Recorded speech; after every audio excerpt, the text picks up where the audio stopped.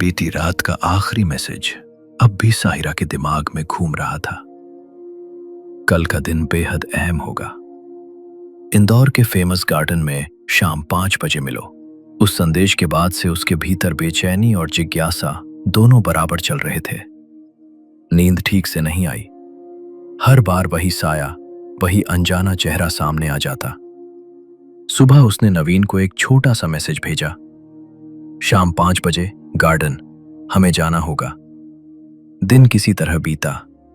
Class की आवाजें, बच्चों की बातें, सब दूर की गूंज जैसे लग रही थी। हर गुजरता घंटा उसे शाम के करीब ले जा रहा था। शाम को वो और नवीन लालबाग गार्डन पहुंचे। सूरज ढल रहा था। पेड़ों की लंबी परछाइयां रास्तों पर फैल चुकी थीं। माहौल शांत था, लेकिन भीतर तनाव था। साहिरा ने धीमे स्वर में कहा, यहीं बुलाया है, लेकिन कौन हो सकता है? नवीन ने चारों तरफ देखा।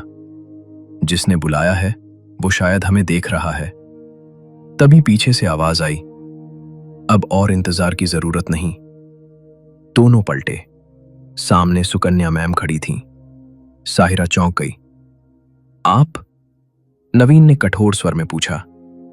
तो ये सारे मैसेज आप भेज रही थीं? सुकन्या ने शांत स्वर में जवाब दिया, हाँ, लेकिन डराने के लिए नहीं, तुम्हें सच के करीब लाने के लिए। उन्होंने बताया कि वे चाहती थीं कि साहिरा और नवीन खुद उस सच्चाई तक पहुंचे जिसे अब तक दबाया गया है। फिर उन्होंने शिवानी के बारे में बात शुरू की। उन्होंने कहा कि शिवानी सिर्फ एक स्टूडेंट नहीं थी, वो प्रतिभाशाली थी और स्कूल में लोकप्रिय थी। सुकन्या उसे अपनी छोटी बहन जैसा मानती थी। उन्होंने एक फोटो निकाली। फोटो में शिवानी के साथ नवीन था। साहिरा समझ गई कि सुकन्या पहले से जानती थी कि नवीन शिवानी की तलाश में है। नवीन ने पूछा, मेरी बहन के साथ क्या हुआ था? सुकन्या ने बताया कि विश्रांत चौधरी शिवानी के करीब आ गया था। दोनों के बीच नजदीकियां बढ़ी थीं। फिर अचानक शिवानी बीमार पड़ी और उसके बाद वो कभी वापस नहीं आई। स्कूल में आधिकारिक तौर पर कहा गया कि वो फूड पॉइजनिंग और इन्फेक्शन से मरी, लेकिन सुकन्या ने कहा कि कहानी इतनी सीधी नहीं थी। उन्होंने कहा कि असली सवाल ये नहीं कि शिवानी क्यों मरी, असली सवाल ये है कि उसका कातिल कौन है। नवीन ने पूछा, कौन? सुकन्या ने जवाब दिया, डायरेक्टर अलका मेहरोत्रा।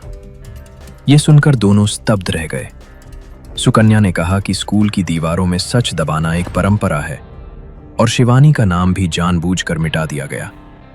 साहिरा ने एक और सवाल पूछा, मेरे घर पर जो रात में दस्तक होती है, क्या वो भी आपने करवाई?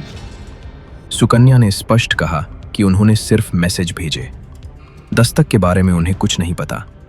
ये सुनकर साहिरा को एहसास हुआ कि कहानी में शायद एक और व्यक्ति शामिल है, कोई तीसरा चेहरा जो अब तक सामने नहीं आया।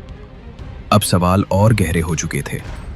क्या सचमुच डायरेक्टर अलका इस रहस्य की जड़ है, या फिर कोई और जो अब तक परछाई बनकर सब देख रहा है? सच का अगला दरवाजा अभी खुलना बाकी है। आगे जानने के लिए सुनते रहिए द साहिरा कोड, एक Hindi sci fi thriller audio series.